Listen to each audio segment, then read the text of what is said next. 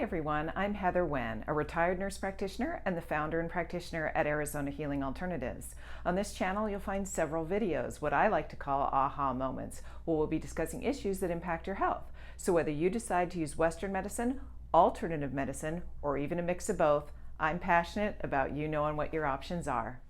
So for today's aha moment, we're going to be discussing, since it's October, and October has been deemed Breast Cancer Awareness Month, we're going to be talking about breast cancer, but also we're going to be talking about other cancers, sort of my opinions on what may be the causes, what may be the treatment options, and then I'm going to give you a little example from my own life that hopefully will bring a whole bunch of things together that I teach about on this channel. So stay tuned.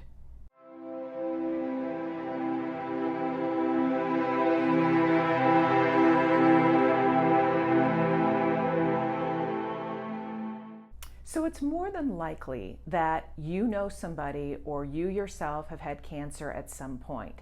It seems to me, it seems to be getting more and more common, either that or it's just more out in the media, but I'm kind of suspicious that it's getting more and more common. So what I wanted to cover, we'll cover today a little bit about cancer in general, but we're also going to cover about breast cancer because it is October. And so what we'll be talking about is mostly breast cancer.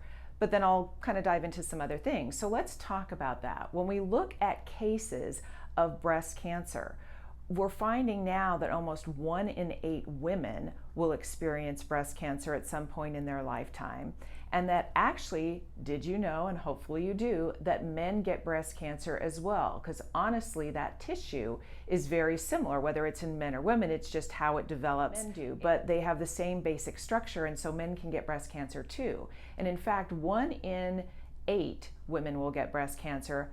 1 in 833 men will get breast cancer. So it's important for men to learn this information as well. So let's go into it.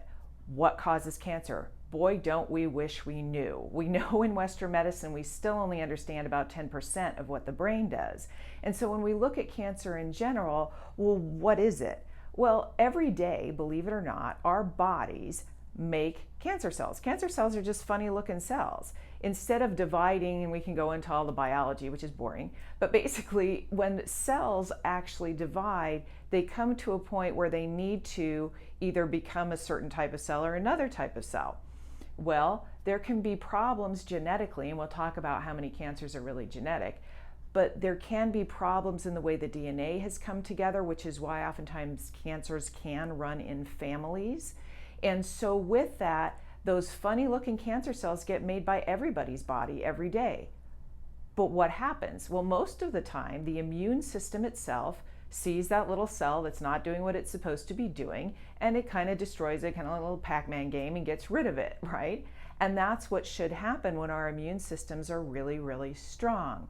But for whatever reason, sometimes those cells grow where they're not supposed to. They can go in various different areas. It can be in the nervous system, it can be in the tissues itself, it can be the skin cells, all sorts of different things. And then cancer is created and it keeps growing. And cancer is something that it needs to feed itself as well. So oftentimes it's needing a blood supply, it's utilizing the energies of the body and this sort of thing. So when it comes to cancer cells, well, why does that happen? All right. Well, it's interesting because what I heard was that only 10% of cancers are actually genetically linked, even though it seems really common when we see that in families. We see that, you know, this person had this type of cancer, other types of cancer, and it runs in families. So we know that's a risk, number one. Two, to me, I think the biggest thing is immune system issues. What is it about our immune system these days that we're seeing people younger and younger and younger with cancers? And I think that does, if our immune system isn't good, what does our immune system do? What it does is, let's say you get a cold, let's say you get a flu, let's say you get whatever you get, the body sees that as something that's foreign and it goes after it and it cleans it up and you're fine. So what's going on with our immune systems? And that could be a whole nother video in and of itself.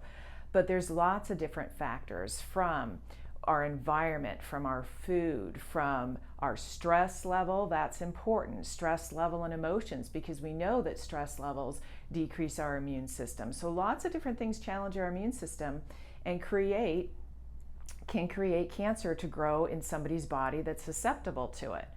All right, so now what do we do about it? Well, the interesting thing about cancers specifically is that what we do know is that the earlier we catch cancer, the better the prognosis is for that person. And so that's why we try to get some screening tools. And people oftentimes, if we're talking about breast cancer, people oftentimes say, well, wait a minute, I have my mammograms, I have my ultrasounds, I had all of these things, and the cancer didn't show up, and now they're telling me I have cancer. Why was that? All right, well, we're going to go into that. So let's go into specifically in our imaging. We have some amazing imaging techniques, right? But none of them are 100%. And I'll go into examples of breast cancer in just a moment. But with that, we have amazing tools, but we only have what we have.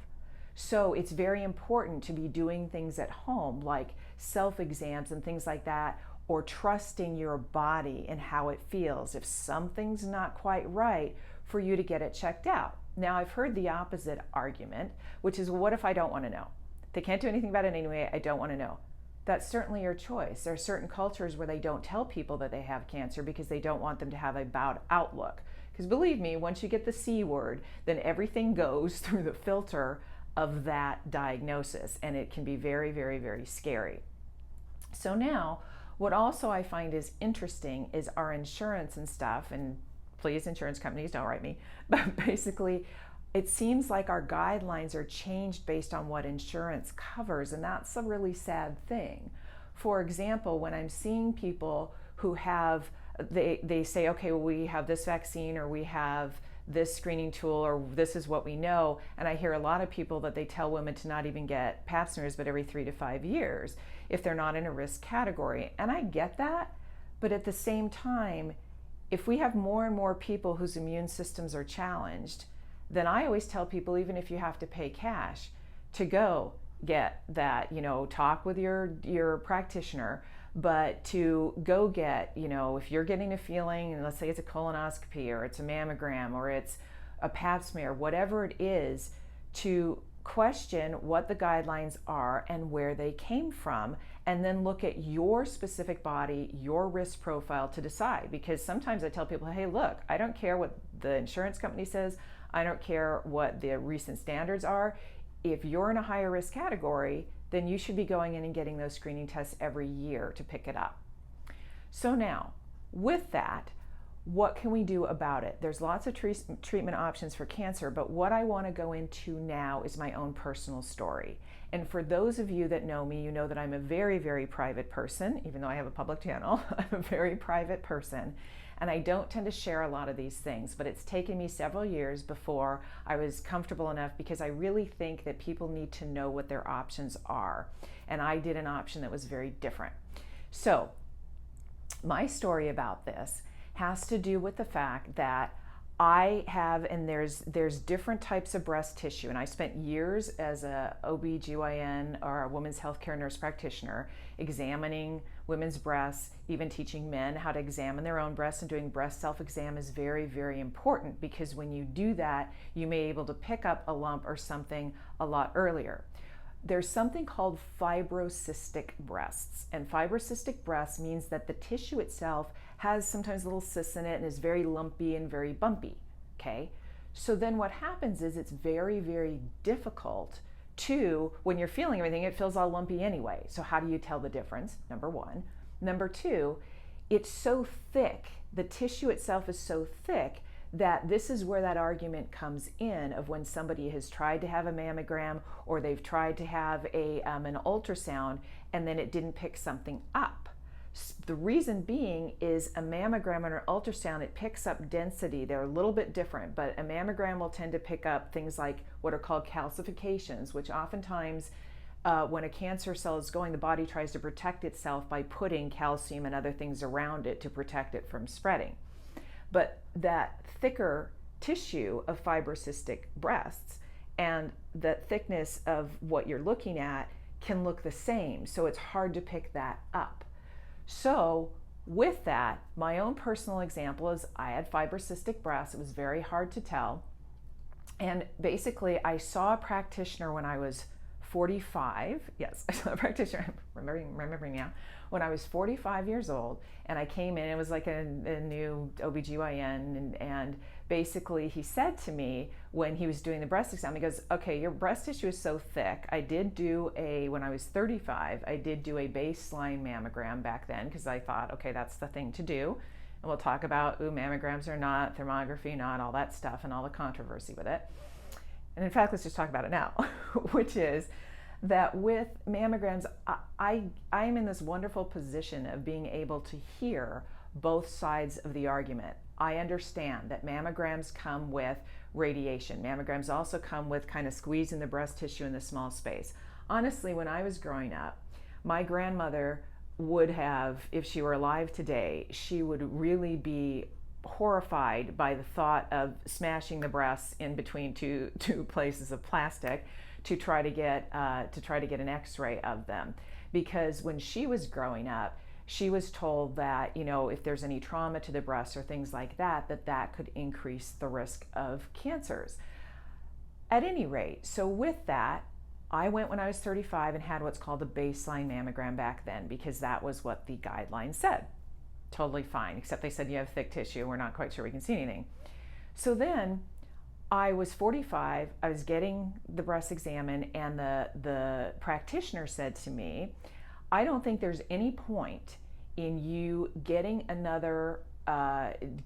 mammogram until after you're over the age of 50, because after the age of 50, when you tend to go into menopause, and that can be different ages between 50 and 53, somewhere in there, but that the hormone structure, the breast tissues will tend to soften, for lack of a better term. So he said, there's no point, because we're not going to pick it up anyway. Fine. So I left going great, because I was battling with the arguments like I hear all the time, well, mammograms, if you go over a year, they can increase the radiation to the breast. What if that increases the possibility of getting breast cancer? And I've heard that argument, and I totally understand it. And then there are other options, like people do thermography, which picks up differences in temperature, because oftentimes inflammation can be the precursor to cancers, because inflammation causes problems, right? So that being the case, there's thermography, and there's pluses and minuses with any of these things, which we'll go into in a little bit. But what happened to me was I was about 47, and they built a hospital near me that actually does 3D mammograms.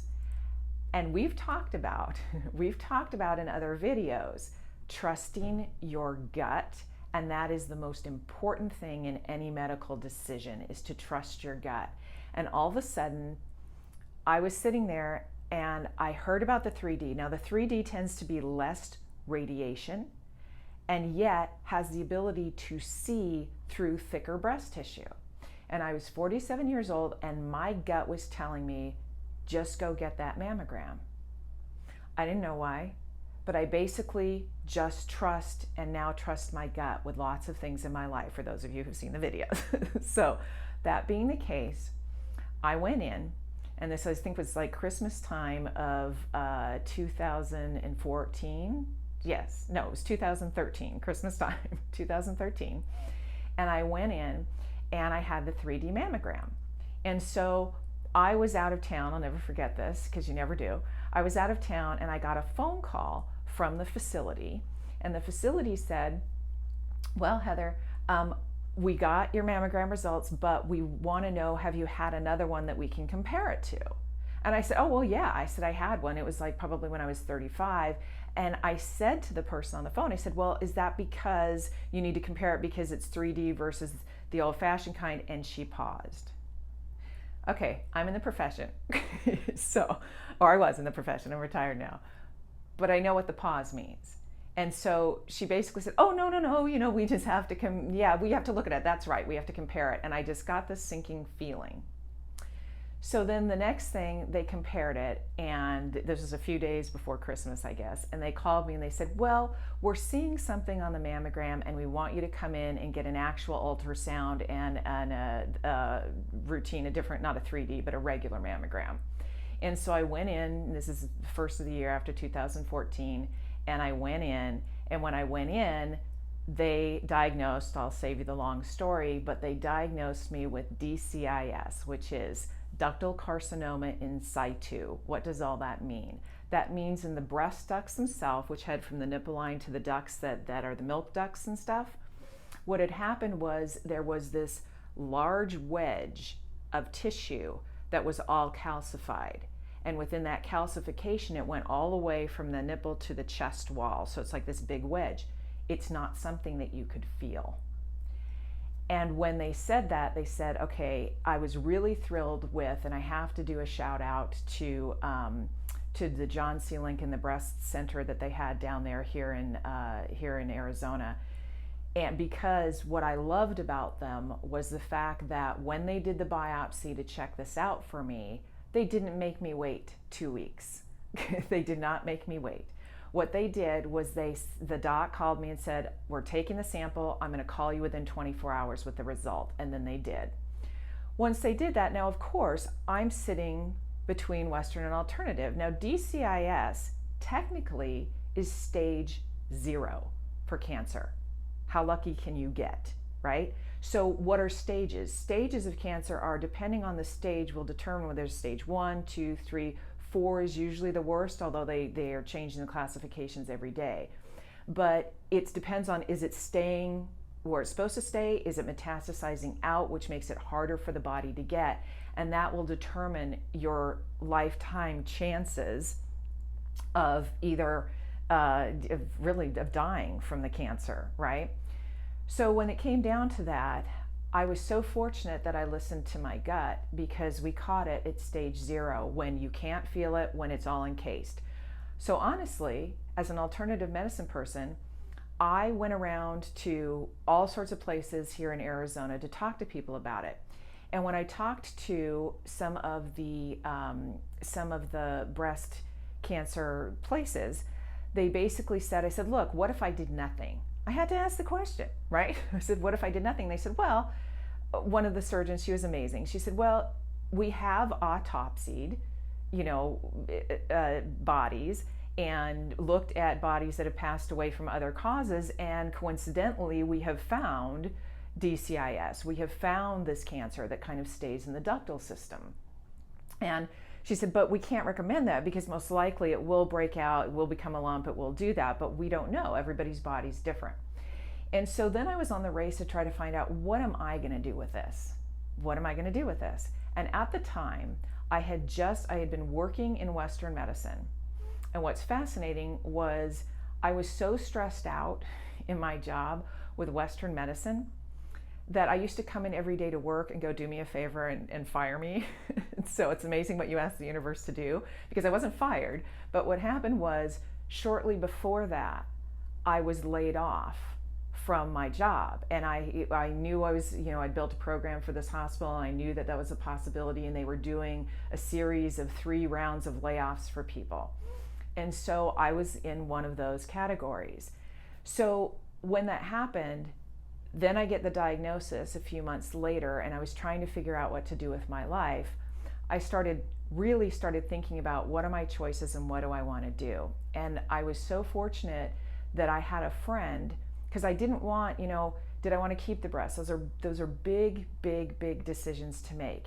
Did I want to keep them? Did I want to have a bilateral mastectomy, which is to take both of the breast tissue off? What did I want to do with this?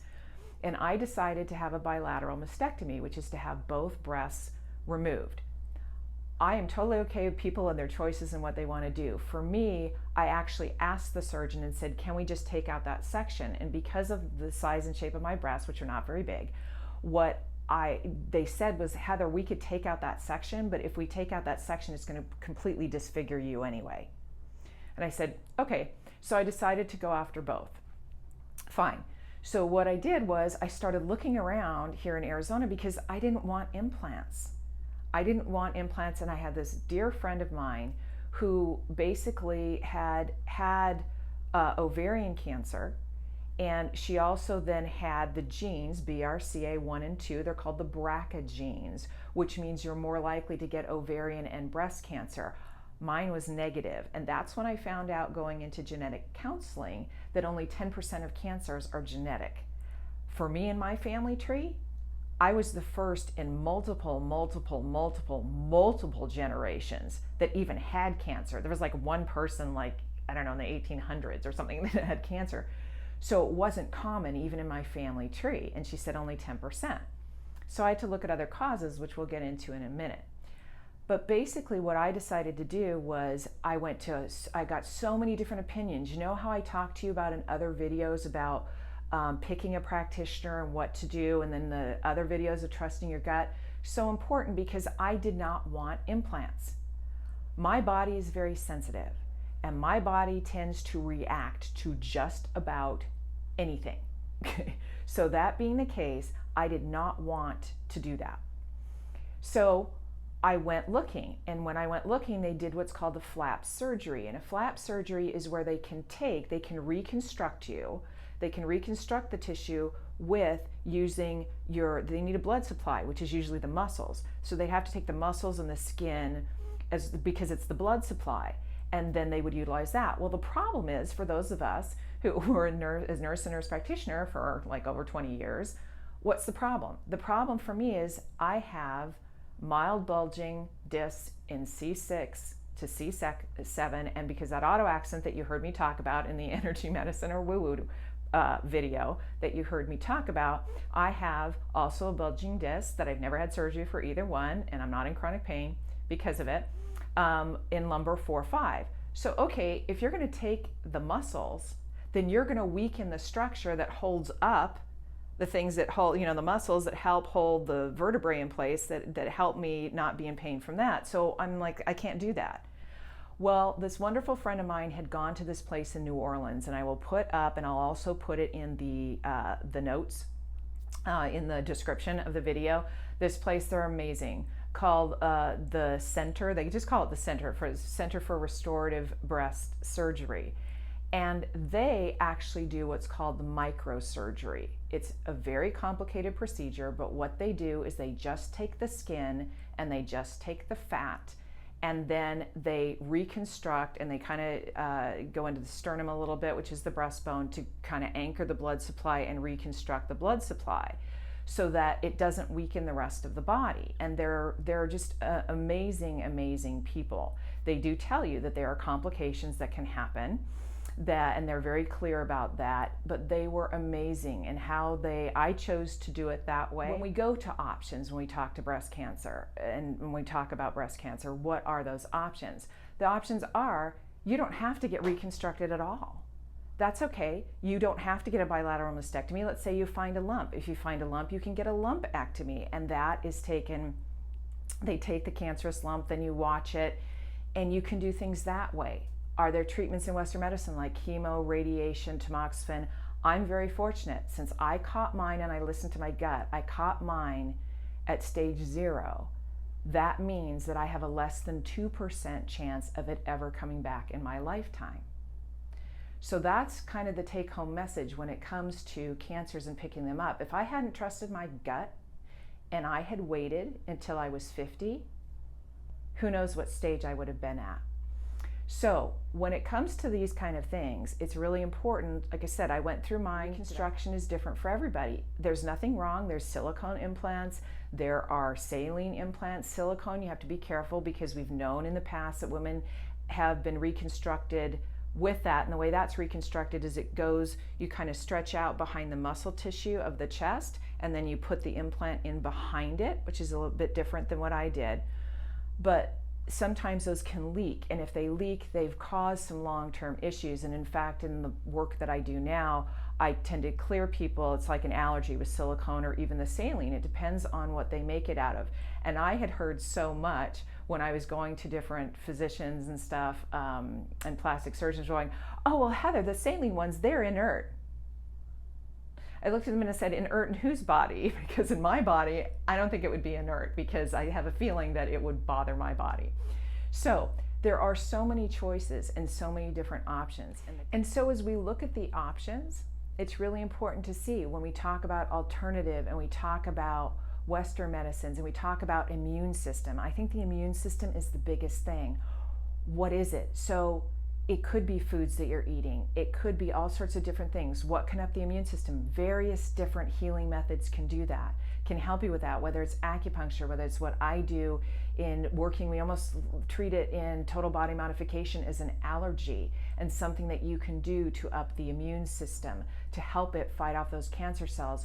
Those are the type of things you want to be looking at, in addition to, because we know with chemo, gosh, it's life-saving, but we know it kills off good and bad cells. So when it comes to something like that, it's really, really important to figure out what the pluses and minuses are and getting all the information. It's called informed consent. And I think I'll do a video on that, but informed consent on getting all the information. What are the pluses? What are the minuses? What can we do? What can't we do? To really, really, really look at what we can do, in my opinion, to help that immune system and make it feel good, whether it's Western, alternative, or like I said, stress relief, meditation, you name it. Take home is early detection. The take home is then you have more options in front of you, is my belief system. And then on top of it, you can weigh pluses and minuses. It's so scary though, because all of a sudden you're cancer and you rush in and you do things and then I've seen so many people who've rushed in because they've been afraid, and then they've regretted the decision later. And there are alternatives. Even if you use chemo, even if you, I mean, you guys have heard Viktor Frank's wife's story about using Total Body Modification when she had leukemia, and then he was able to cure her, right? That's great. Does that happen for everybody? No. And I've seen so many people who have taken cancer treatment, and what they have done is they have ended up just doing alternative or just doing Western. Whatever you decide to do, go wholeheartedly into it. I tend to tell people to do both. I did lots of stuff to prepare my body before the surgery, doing lots of stuff now. And when we look at causes, like I said, when it comes to genetics, you know, I did end up with, there was another person in our family tree who was close, who ended up getting diagnosed with breast cancer 6 months after myself, okay? So there has to be a part in that, right? Fortunately, I did not have the BRCA1 and 2 or the BRCA genes, great. But also environment. And for me, I think it allowed me to take a step back and look at my life. And that, I think, besides early detection, that I think is the big take home, is that I looked at my life. I was in jobs that were stressing me out. I tried so hard to stay within Western medicine and be able to practice and do alternative things in that. It didn't happen. For those of you, you've heard that story. That didn't happen for me. And so I was stressed. Every day I would get up and almost dread going to work. Loved my job, hated the politics. And all the things that were going on in the profession. So when it came down to that, that was one of the things. And the other thing, I had to look at my life as far as how chaotic is my life and the choices that I'm making and the people that I'm hanging out with and what I'm deciding to do. And when I looked at that, I said, you know what? It was the best thing that ever happened to me to get diagnosed, because it was a huge wake-up call. And when I got that wake-up call, I decided to change my life. And when I did that, I got surgery the way I wanted it. I did the things that I wanted, alternative, working on the body, getting it strong. And then I changed my life. Opened my doors for Arizona Healing Alternatives October, I'm going to get emotional, October of 2014, 4 months after my second surgery. And I never looked back, because I get to go to work every day and I get to go and do what I love and what makes my heart full. And that is an important part in my recovery. Do I know what's going to happen tomorrow? No, but it's really important when you're living with that diagnosis to try to take a step back, gather all the information, know what your risk factors are, make the choices that work for you, and trust your gut to do what you want to do and what you need to do to change your life. Because I'm telling you, I have seen people who have done everything right in my practice, who've done everything right, whether it's, you know, all alternative, all Western, both. They have done everything under the sun. They've even done the meditation, cleared their life out, dealt with their stresses, and still cancer takes over and they die. And I have seen that, and it's heart-wrenching. So every one of us, and I've told you this before, has to live their life as if they are going to walk in front of a bus tomorrow, in making the decisions to love, to be happy, to be at peace. I want to talk about gratitude, because gratitude for all sorts of things, and I know that's used a lot in meditation and things, but gratitude really is the key. I'm so grateful I trusted my gut. I'm so grateful that I was led to do that. And I'm so grateful that I am able to do what I do today, and that's thanks to all of you. So I thank you so much for allowing me to keep doing what I love and doing what I do. I can't thank you enough, because this is what fills my heart, and this is what fills, it's my passion, and that in and of itself helps me every single day. I know that was a lot to cover today, and I'm so grateful to all of you that watched this long video. But basically, I want you to know there are options. Early detection is the best. Know what your options are. Find out everything.